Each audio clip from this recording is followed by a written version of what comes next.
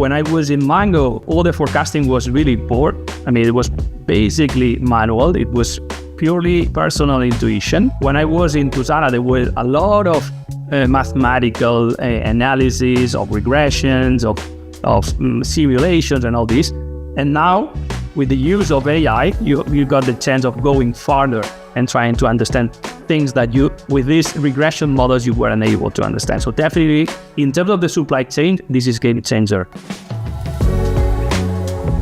So, hey, welcome to Fashion Made. We're relaunching this podcast. So no pressure, Pau, but you're our first guest of 2024. And really great to have you. Thanks for joining us. Pau, you've had a pretty colorful career. You've spent a long time in the Inditex beast, both at Mango and Zara, working in their supply chain. So I'm really excited to have you because I think we all know that that particular organization is very secretive about the way they've seen such success in supply chain. And so, yeah, really delighted to have you. And you're also a novelist. And one thing I noticed, your first book was drawing comparisons between Pablo Escobar and fashion. So, I'm glad I never worked for you based on your management technique. But yeah, really great to have you here. And thanks for joining us. Thank you, Stephen. For me, it's a pleasure to meet you and to be here at Fashion Made today. So let's see if I can enjoy as much as you told me previously. No pressure on me. It's going to be really, really interesting. So let's go. Let's get it started. Cool, man. Well, one of the things I wanted to kind of kick off with was if we can go back to your time at Zara and your time at Mango, what would be from your perspective, because I know obviously you're now COO of TXT, which is the holding company that own the brand Lime. And I know that Lime is seeing huge successes in fast fashion in Russia. But one thing I would love to know is what would be the one thing you would tell an enterprise brand now that perhaps is seeing, like a lot of them, fast fashion, they're seeing profits down, they're having great difficulty in this market at the moment. What would be the one thing that you would ask them to address now? I mean, it's pretty similar. It's pretty easy. The thing is that no matter what's going on in the market, you are always beating yourself. You always have to make it better and better and better. This is one of the key aspects that I learned, especially in Zara, where you do not see what the competitors are doing. You only compete against yourself and you're fighting. So this is a mindset, and sitting and saying, oh, the economics are going down. It seems like there is an issue with whatever the economics is. That is not the reason. I mean, when you work in a company like Zara, there is no response. There is only one response, and it's making more and more money. So you're thinking all the day in how to make more and more money. So there are no excuses. The economic situation is only an excuse.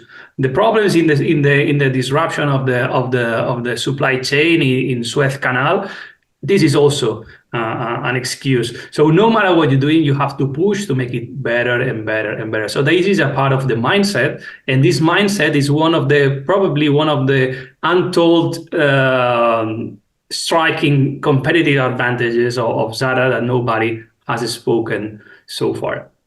Okay, so that's interesting.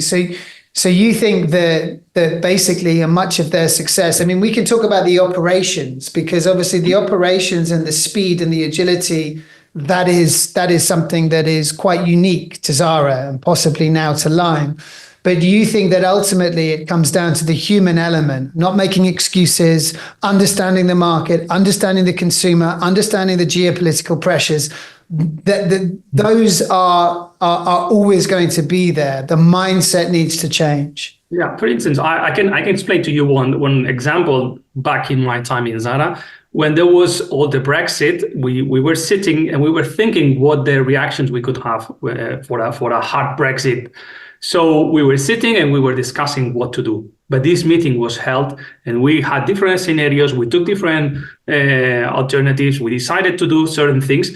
This in another company, they would sit and see, oh, what's going to happen if we have a hard Brexit. What are we going to do? And then they're going to react. For Zara, this is not the mindset. The mindset is, okay, we got this problem, how to solve it and how to do something, how to take action, because it seems that this is what the market is going to be, right? So this is kind of the mindset, and this is something that is never taught, because as you mentioned, all the supply chain is something that you can go and browse the internet and everyone will see the best stores, the best shootings, the agile supply chain.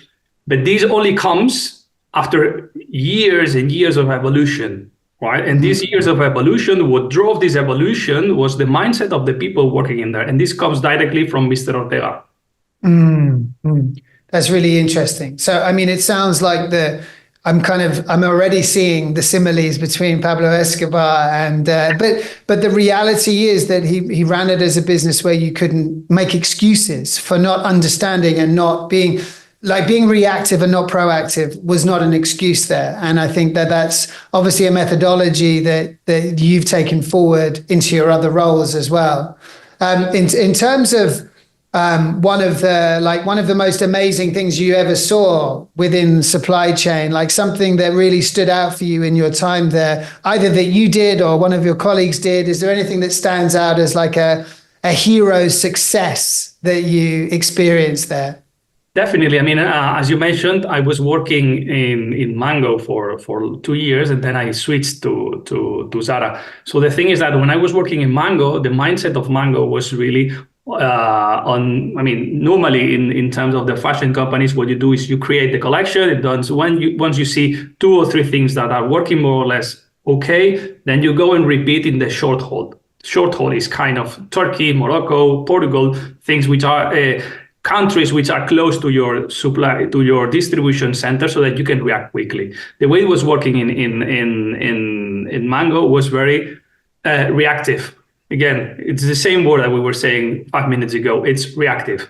So let's see what's gonna work, and then let's react. What is going on with Zara is Zara balances both the short haul and the long haul. So it makes few things in Asia, and half of it, or around half of it, in the short haul. So the idea is, if something works in something from the long haul works, let's go and try to repeat it on the short haul. What happens with the short haul? Since you are occupying these manufacturing facilities, what you can tell them is, okay, guys, let's postpone this order back 1 month, and the free capacity we're going to use for the repetition. Right, and this is working with the capacity of your suppliers. What happened in Mango? In Mango, you knock on the door of the short haul supplier, and you say, when is gonna be your next availability? And he would say, it's gonna be in a month or in 2 months. So these you were losing in Mango. You were losing 1 or 2 months, because what really is very interesting in fashion is reacting very quickly. For sure. And I think the on that note, it's an interesting segue into the kind of the drop selling and social selling that we've seen over the last 5-10 years. And, you know, we at our events and on this podcast are going to have some of the more interesting brands that have really been success stories there. And they're operating at the nexus between fast fashion and lifestyle. And in terms of your perspective, and particularly with Lime and your experience with Zara, how do you think that those brands are going to affect the kind of the old guard of fast fashion? Well, the thing is that fast fashion companies like Zara, they are amazing. I mean, the approach to market is really amazing, and almost everyone is buying in Zara. Right, especially when it comes to women. Men and kids are slightly different, but when it comes to women, which is the core business, all women are buying in Zara. More or less every woman is buying it. So it's very difficult to beat. So the only manner of beating the market is trying to assess with something different. Right? What is the approach of Shein? Shein is okay, we're gonna go for cost, only price. It's kind of similar to Primark, but it's So the only manner of beating a beast, so you were saying previously, of Zara or Shein, is to do something different. And doing something different, it might be sustainability, it might be quality, it might be branding, but you have to find either this or any others, something that makes you unique and that all the customers would like to buy you because you are sustainable, because you're providing quality. Uniqlo, for example, what they're doing is basics in quality at the price of being more expensive than what you can find in Primark, you can find in Zara. So the approach is, okay, we got the best quality basics, right? What is a new approach that many companies like LIMÉ or like Adolfo Dominguez are trying to do is like, let's go into trends, but trends of quality, right? So the idea is like, okay, if you want to buy the latest trends in the market, you go to Zara and then you go and buy it. What is the problem? After 2 or 3 washes, many of these trends, you will see that they start breaking and they are not really good in terms of quality, right? What is the approach? What is one of the approaches in the market? Let's go and try to make things which are more meaningful, right? Which are more meaningful, it means that it has slightly more quality, that is gonna last more, and that is gonna mean something for the customer, right? And it's gonna be kind of trendy. Because another approach is the approach of Massimo Dutti, and Massimo Dutti is an extremely classical company. They are not into trends. They are more into something extremely, extremely classic, right? They got more or less the same idea of higher quality than Zara, but they are extremely classic. So if you're able, at least this is one of the positionings in the market that is starting to grow more and more, is quality trends, which is both the quality but the trends. And obviously kind of ethical, sustainable materials. And in your experience then, so I'd be interested, I know obviously we spoke about this previously, but you don't want to talk too much about what's happening at LIMÉ because you have a team there and you want to obviously operate as leanly as possible. But in your experience, I'm interested to see if the technology that exists across the supply chain now, and of course AI is a very exciting, confusing, complicated thing. If you're at a C-level within a fashion brand, obviously you're trying to operate as efficiently as possible, save money, sell more products, make sure that you're reducing loss, reducing returns. And AI there's lots of different tools, hyper-personalization tools, etc., coming in.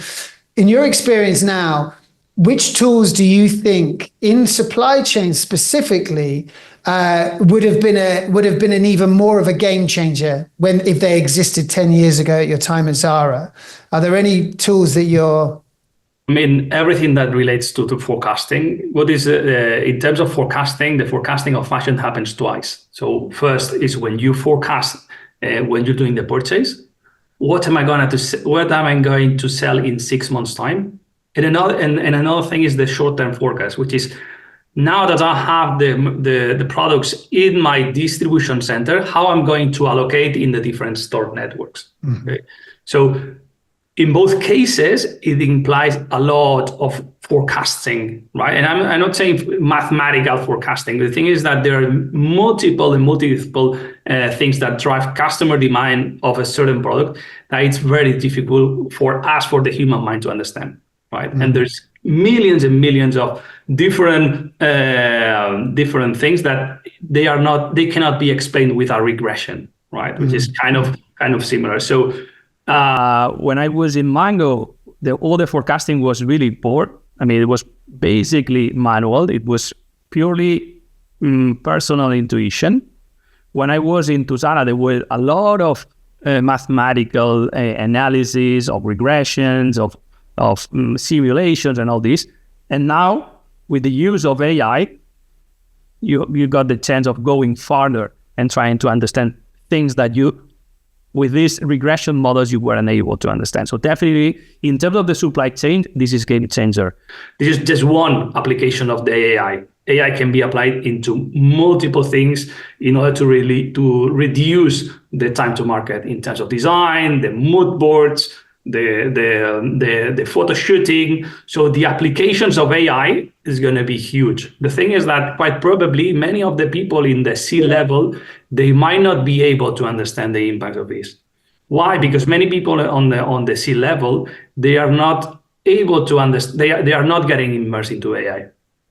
They do not fully understand what AI is working, how it's working, what is the ideas of the algorithm, what it means training, what kind of things you can do, what kind of things you cannot do currently. So there's currently a big buzz.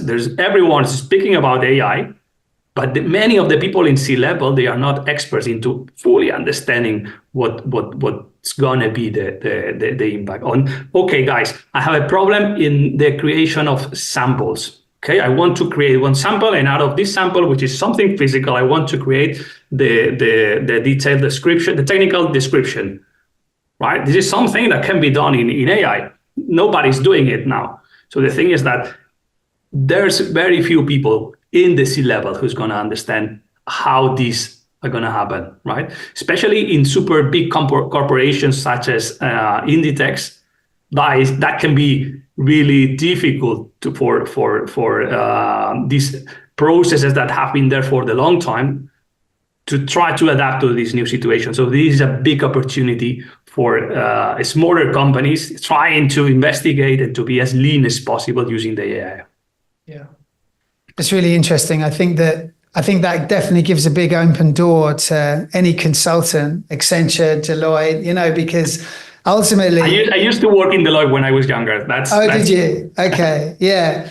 But they're doing some interesting work in fashion. I mean, there's lots of interesting people in fashion. And I think as with any technological shift, and we're going through a big one right now, you have this issue where, and in some ways, being successful is almost worse because it's hard to change mindsets when things are going well and shareholders are happy. I think for a lot of the brands that we work with, I mean, I love your attitude, Pau, because, we do speak to a lot of brands at the C-level, and there is a lot of fear and worry around losing, China as a market, around losing, to social media, losing brand identity, needing to understand the consumer. And I think that, you as a consultant to a lot of these other brands would change mindsets, because it is always going to be a volatile space, right? It's a volatile market and you need to adjust. I think from your perspective, how important is understanding the consumer? How important is communicating with the consumer? How does that affect supply chains? I mean, obviously predictive analytics and forecasting are important, but I'm talking more perhaps a level further at the brand level. Do you think that people are doing that, brands are doing that at the moment effectively? I mean, Zara, up until now, has been built on an extensive analysis of the product. So that it means understanding fully what the demand comes from and trying to get as much possible the demand from the different countries. So more or less, in short, this comes from an outstanding team of people, of product managers, calling every day to the stores and saying, you got this, no got this, how does it work? How did it work? You liked it or you didn't like it, right? This is how it worked until now in terms of product. So Zara was product oriented. Your question was more about branding, right? So the branding is usually, it's more kind of a push. So this is how I present my brand. And then I start listening if I have to do something, if the idea of the brand that I had is really how the customer is perceiving it. Because one thing is your plant and another thing is how the customer perceives it. So the thing is that this is a big deal of marketing problem. Many of these companies, for instance, H&M or Mango, it's very difficult to tell what is their marketing proposal. For Zara, it's very simple. What we do is the latest trends as soon as possible at a reasonable price. For Primark, the lowest price possible next home. I mean, at your home physically. Shein, latest things, I mean, everything at low price. So each one has different marketing proposal. When it comes to H&M or Mango, they're in the middle of nowhere. They are not as trendy or as Zara. They are not as low price as Prime or Shein, and they do not have a branding. They do not have quality. So where they are, right? So saying again your question, for me, the problem of many companies is fully understanding who you are, what your values are, and how to communicate them, right? The thing is that having worked for 2 years in Mango, I realized that there was no clear understanding of who Mango was, what kind of woman was in Mango, right? And what was that woman doing? So if you don't have that clear, you cannot listen to anything because you cannot compare to anything. Yeah. Yeah, it's interesting. It's like the human element of fashion. Like, who am I? Who is Pau? What makes us happy? What makes us sad? What do we align with? Like, all of those things I think are really important. But what you're talking about as well is just, it's so clear. It's so obvious to us as consumers, because I understand Zara to be that, right? I understand that I'm going to look good if I dress in Zara because it's going to be contemporary, and I'm going to spend a couple of £100 and I'm going to have 4 outfits, right? So it's like, it's a very clear value proposition. One thing that would be interesting, because we are at our events and through all of the things that we do at Pi Power, we're getting more and more brands that are coming in to this space, and they may have seen quite quick success via social, and are now looking to take that next step, moving on from drop selling to something more meaningful. If you were going to be in a position to sit down with one of those brands now, with the owners of one of those brands now, and they said, okay, I'm going to give you five guides, 5 points that you need to do before you do anything else, right? Before you do anything else, what are the 5 things that you would say to them they absolutely have to do to kick on to the next level and become an enterprise brand? First of all, you need to know who you are, right? So thinking is strategically who you are and why you're doing what you're doing, why you're selling fashion. So it's step number 1. Step number 2, you need to be consistent, right? And consistent means consistent in the marketing, which is the easy part, but consistent in the product and in the store and in the unboxing, in everything that touches the customer. Because it's not like I want this, it's I want this, and all the different details that it has across the supply chain. The third thing is that details. I mean, everything is about details. So take care of every detail. The fourth, AI. AI, I have no doubt. I mean, AI is here to stay. So stay away from the buzz, stay away from the bullshitting, and let's get into reality. Okay, let's do some training for all the C-level of what AI means, right? And I'm not saying to do prompt engineering for ChatGPT and Midjourney. I mean, what are the possibilities, more or less, slightly to understand how the algorithms work of all these. And then once you understand all these, see it and see what you can do, right?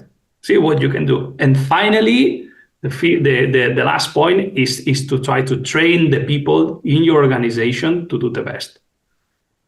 One of the things that I learned a lot in Zara is that only the people who knows the business is the one who transforms and creates competitive advantage. It's not a consulting firm. Sorry, people from McKinsey. Sorry, people from this. I mean, if you want to, I mean, McKinsey and Boston consulting groups, they are amazing in terms of cost cutting, of setting the right direction. But in terms of setting or creating a commercial strategy, what is the marketing that I am addressing to, and how am I going to do it? What are the core values? What are all the intangibles? This is something that is significantly better done internally than externally. And of course, if you have these people, you should take the risks. Yeah. that mindset, that winner mentality. And I guess that all starts with the brand, understanding who you are, understanding what you should be doing, understanding you shouldn't, suffer mistakes, that you need to have a team that love the brand, that love the message, but also love the chaos that comes with fashion and find a way to overcome a challenge as soon as it comes. And it will come every week, every month, every year. I like that. And in terms of, I know obviously you mentioned you can't talk too much about the work that's happening at LIMÉ, but we have a project called Retail Rebels. And one of the things that we're going to be talking about there is AI to AI commerce, right? Because some of the predictions are that within 5 to 10 years, 90% of all transactions will be AI to AI. And so what that would mean is that LIMÉ or Zara or Inditex or, any of the brands that we've been talking about will need to have a living, breathing store, e-commerce store. What is your prediction for AI within the brand that you're working with now? Do you see? Is there plans being made to prepare for that already?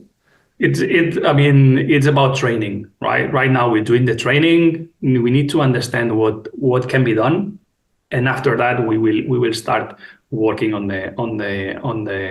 what to do, right? It's not.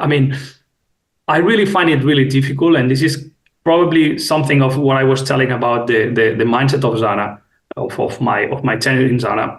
I think that only if you understand what you want, only if you own the business is mine. My supply chain is my core business. It's mine. My stores are mine. My e-commerce are mine. Maybe what I can do is try to copy something that I like from the competitors, or copy it and adapt it or whatever, but it's mine.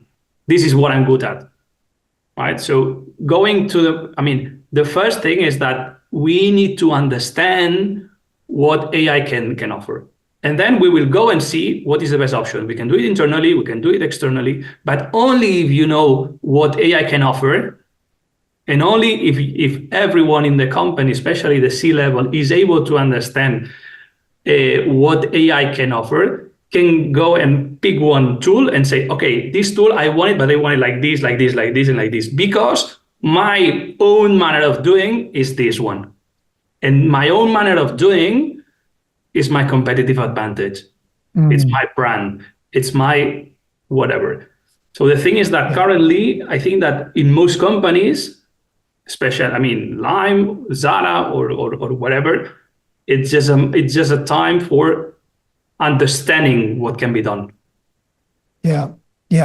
So it's yeah. And I think you're right, and I think that a lot of the software vendors and supply chain companies that we work with, are positioning themselves as AI solutions. But ultimately, I think that we all know that all they're doing is just simplifying certain processes. But that is, I think, it's important to recognize that each brand has their own identity, and therefore they need to search for bespoke, customized tools. For instance, when it comes to forecasting, what is the thing? Only if you know exactly how all the supply chain in your company works, you will be able to make the right questions. So in order to understand if the tool which is being given by a vendor is able to respond to this problem, right? Yeah. Most of the forecasting or the allocation systems, they go from one distribution center into one store. Yeah. Okay. What happens if we want to put the omnichannel in between? What happens if it goes from the distribution center to the e-commerce fulfillment center, and then so that is kind of example, which is, okay, the tool works and I know that it's going to be far more effective but in my supply chain where I have all this, how can we train the system in order not to have A to B, right? Have A to B to C and to D, and to take into consideration the omnichannel, the returns, the anything that we can have in the middle, all the in transit. So that's kind of the manner of thinking that I'm currently in. That's my current opinion, right? So especially because many vendors they are doing, especially when it comes to bots. right? Everyone, I mean, I receive more than 10 emails a day providing solutions for bots for marketing, right? So, I mean, AI is not this. There's many more things that we can do with AI. Yeah. And definitely, if you want to be a game changer, you need to fully understand what they can offer. And only if you do it, you will be able to make the right questions. For sure. That's really interesting. And then in terms of I actually had a conversation with one of the practice leads at one of the consultants we've just been speaking about. And they were talking about the legal issues of supply chain, particularly even within different states in North America, notwithstanding globally. During your time, both at LIMÉ and previously at Mango and Zara, was that a big issue for you? Have you seen a big change in terms of restriction? Like we've got the digital passports coming into the European space quite aggressively in certain countries. How important do you think that is for supply chain? I mean, it was not direct part of my day-to-day. I was more into the commercial. This was managed by the customs department. I know that they were suffering a lot from this. So this is when you are in the customs, when you're in a global company like Zara that has 87 different countries with stores, right? And then they got the cross-border e-commerce. So when you have such an outstanding number, you need to fully understand what the customs are in each of these 87 countries, right? This evolves every day. You got digital passports, you got in Argentina, you got physical stamps. So depending and adapting, this is a changing every day, right? The thing is that on my side, on the commercial side, if I didn't have the impact in the lead time, in the transport lead time, for me, it was not a big issue. And what I can tell is that the people in Inditex, and this is something, again, part of the mindset, is like, what can I do so that all these things which are currently a more paperwork, eventually it's more paperwork, how can I do it and get to the store in the exact time that I was getting before this change was being made? So I can tell you, after 10 years in Zara, there was zero issue about customs. The issues were more related to the capacity of the planes when it comes to delivery to the USA, for example, because there was not much capacity in the planes to USA, rather than anything else. I mean, customs was not a big issue. That's interesting. And then putting on the more of a commercial hat, one thing that we've been talking about internally as a team is and I love your approach to understanding the human element of, first of all, who are we as a brand? What's our niche? What's our USP, right? Are we fast fashion? Are we cheap? Are we luxurious? Are we special? What trend do we satisfy? And let's own that. And then let's make sure that the staff working within the business own that and own their job. But one of the things that I'm noticing is, and we've been talking about, is how on these upstart kind of new brands coming through, they can quite quickly find their tone of voice, right? Their identity as a brand. And if you look at bigger brands, let's say that have more of an established footprint, they're turning over in the billions, how important do you think experience is going to be on the commercial side? Like giving customers experience, whether that's entertaining them or whether that's changing the narrative so that they can kind of rise above almost the legacy of the brand. How do you see that as being an important thing that brands need to look at now? Yeah, definitely. It's the thing. I mean, it's not only about selling. More and more, it's not about selling pieces of clothing. It's about something else. And that's why, for instance, in Zara, you have the opening of cafes. You have like the one in Mall of Emirates, the one in Plaza España, in some flagship stores.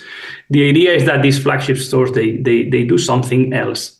And by something else, it means that you got cafe, you got one certain area for sitting, something which is not normal, right? So the flagships are going to be more and more sophisticated. They're going to be more engaging. They're going to be more things for people to spend time. And then on the other side, the e-commerce, the e-commerce is going to be more and more image based. So what you can see in the latest year and a half for Zara is that they are spending more and more and more in collaborations, in new drops, and all this is becoming kind of a magazine. Back in the time, we used to buy Vogue and see Vogue and browse the Vogue every week. So what the customer is doing now is instead of buying a Vogue, going to the Zara website and going and seeing what the fashion looks like. So it's kind of replacing these fashion magazines into apps and all this, right? So if this is what you want to do, you need to create the frequency, and by creating the frequency is creating content so that the customer comes at least every week, every month, or depending on your drop strategy. And that's kind of the idea, right?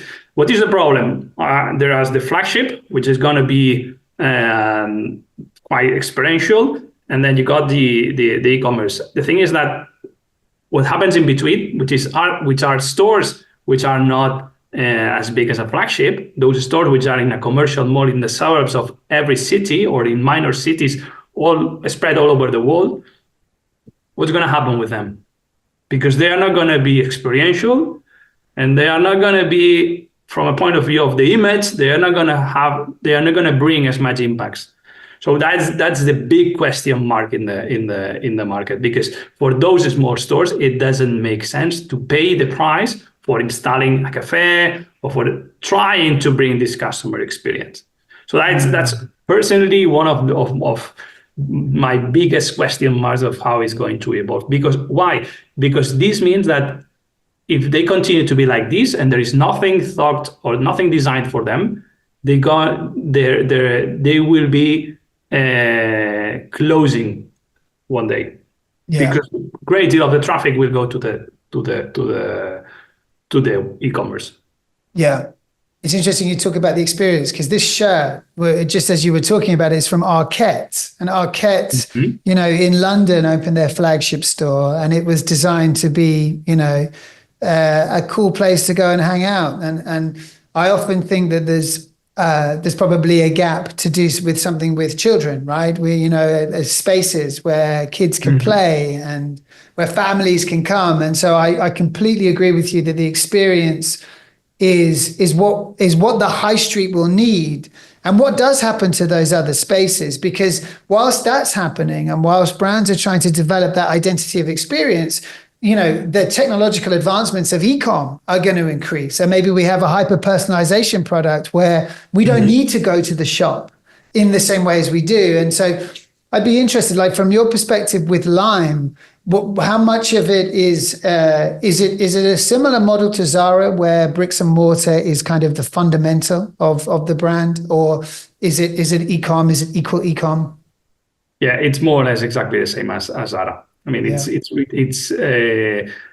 only certain brands natively born digital. All of them are more or less more into the retail, and then slightly part of the e-commerce. The thing is that what it looks like in this landscape is that the e-commerce is gonna grow more and more and more at the cost of closing progressively those stores which are in the middle of nowhere. Right? For instance, one store in any small town close to London has nothing to do with the store in Regent Street, in Oxford Street. Those are the flagships. So you will never have the same sensation once you got to one of these flagships rather than when you are buying somewhere else. Right. Unless there's some way of someone being extremely creative and finding some cohesion between that shopping experience that does make sense, that doesn't cost as much. I can't think of it straight off the bat. I mean, if I were to answer this question mark, the thing is that these stores are being kind of convenience stores. I mean, are stores where it's easy to hang out, to go to the shopping mall, and as part of your free time to go and grab something. It's not going to be extremely meaningful in terms of what you're buying is not going to be the best image in the brand, but it's going to fill your free time.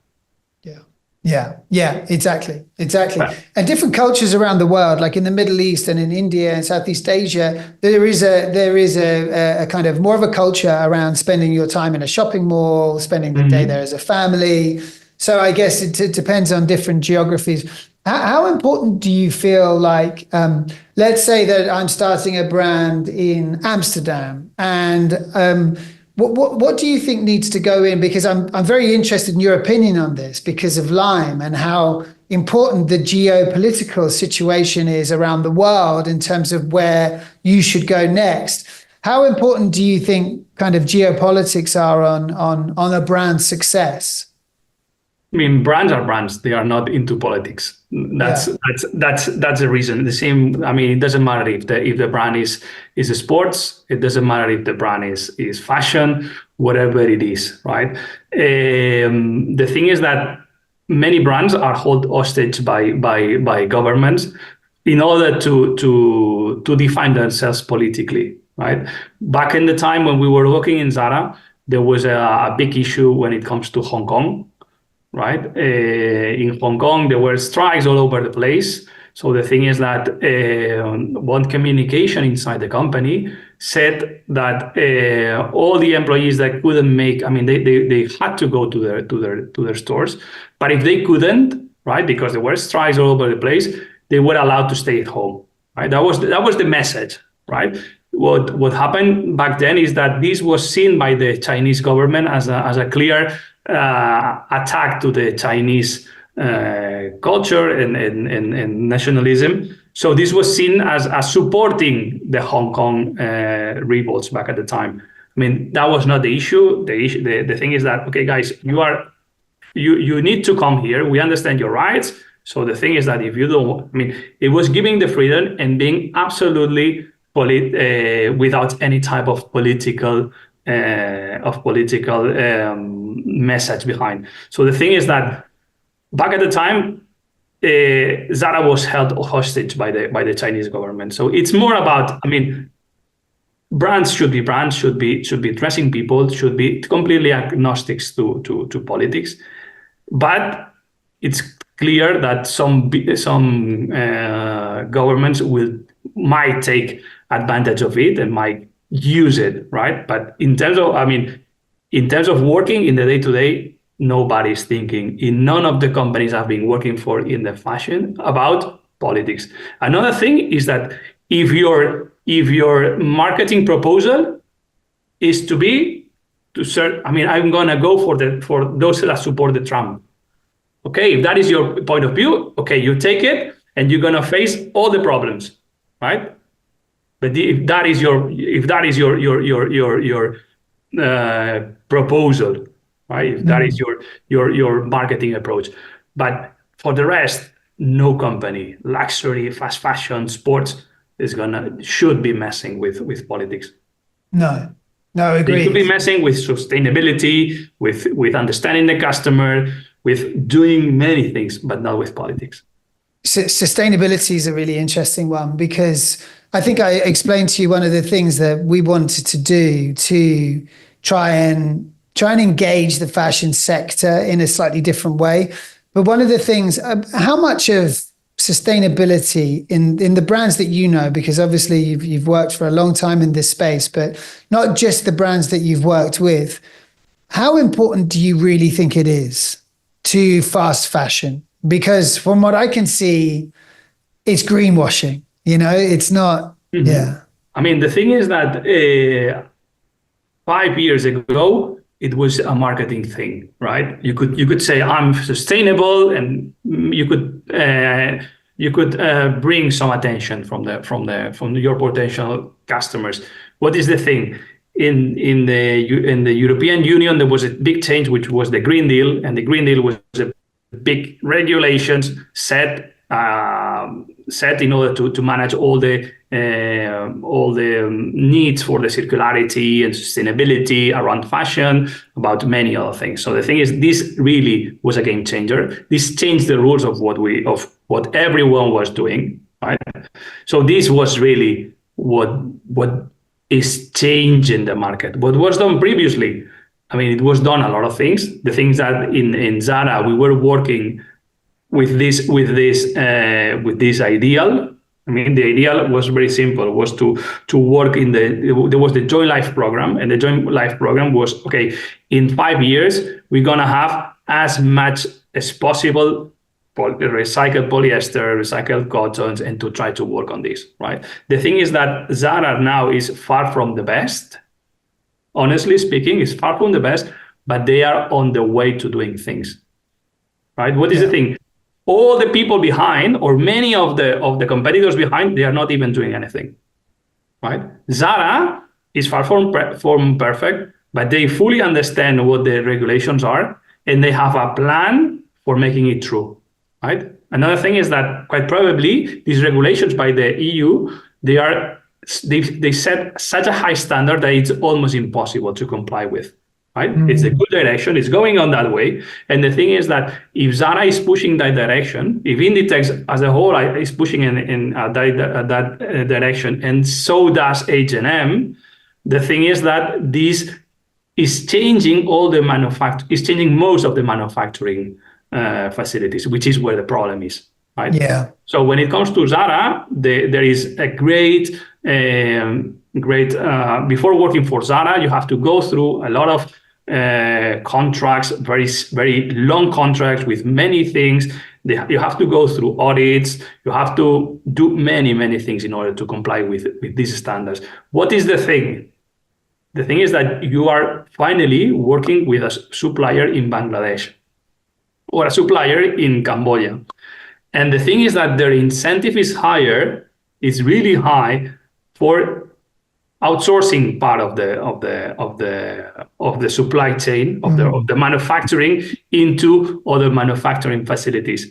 And you're sitting in Artesio, you're sitting in Stockholm, and that is far, far away. So when you go and you do the audits, it's like you will be visiting all the facilities, but if they are hiding something, it's very difficult to find it out.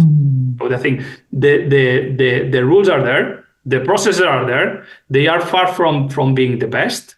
They are in the good way. But eventually, at the end of the day, you rely on a provider that has a high incentive of not going. What is the thing? In order to prevent these type of things, what the Zara, H&M, or Mango are doing is, in case we do an audit and we find you, you're going to be paying whatever and not working for a long time, blah, blah, blah. Even though some suppliers, they end up running the risk. And they outsource part of it to and that's where the problem happens. It is kind of what happened with H&M in China.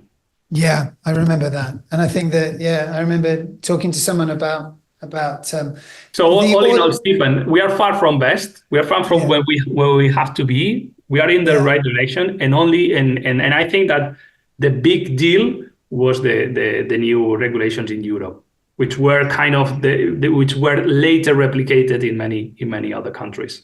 Yeah. But unfortunately, I mean, only being nice and only this marketing stuff, it's into greenwashing, right? So only when you start with laws which are clear and they apply to you, they apply to me, they apply to the other. Only then the change happens. I think and like I think I was amazed when I got into this world 12 years ago, and someone said, well, what's the second biggest? What's the industry that causes the second most damage to planet Earth? And I was like, no, it's not fashion. Fashion's beautiful women and, Saint-Tropez. But we do stuff in Hong Kong. We run an event in Hong Kong, and lots of like inspection and testing and quality companies that we've built long-term relationships with.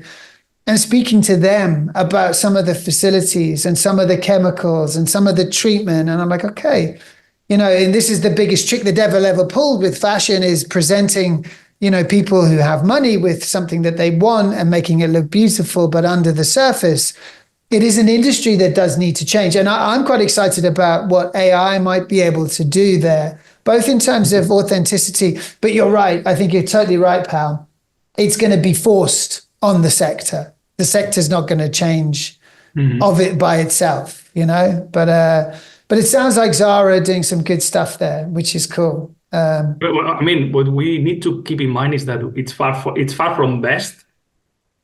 There's still a lot of things to do, but they are in the right direction compared to many other players in the market. Yeah, and fantastic. And in terms of, so just a couple of things to ask before we kind of wrap things up, Pal. Is there one brand in your mind, and you're not allowed to say Lime? Is there one brand that stands out to you at the moment? Like, have you been keeping an eye on any brand that you find really, really exciting in the market at the moment? I'm in love with Abercrombie again. Okay. Abercrombie used to be a thing of the past. And Yeah. the thing is that they are doing really, really good stuff. They change the product, they change the image. They're doing good things in the online too. So little by little, it's kind of gaining back its position. Let's see if they are able to do it. There is another one which is Adolfo Dominguez. Adolfo Dominguez is more a niche. It's a Spanish brand. They're doing amazing things about quality, about small boutiques worldwide. It's a really good place. And apart from this, I mean, of course, in the sports side, Hoka and On Running, they got my heart. And the way they are fighting Nike, it's just amazing. And I think that there's a lot of things to learn from them. Do you have a pair of Hoka shoes? Sure. I run every morning, and I have Hoka. I have my Hoka. I only run with my Hoka. What? How far did you go this morning? I only got 5 kilometers every morning. I did the same. I did 5K this morning. Yeah. Oh, amazing. Yeah. Go us. Do you know what? It's funny. So the brand thing. I'm so loyal to Nike, right? And so I've seen people, like a lot of people where I live in West London, wear the Hoka brand. And I'm one of these people that only adapts to a brand after, I'm sure there's a psychology behind it. I'll probably buy them in 2 years once everyone's moved on. But they look good. Fantastic. Well, listen, I really, really appreciate you joining us today, Pal. And hopefully we're going to see you in Berlin at the Supply Chain Forum. It'd be great to see you in person. And thank you so much for your time. And let's catch up soon. Stephen, it was a pleasure to have this chat with you. It was amazing and on my side. So I'm really looking forward to meet you again in person.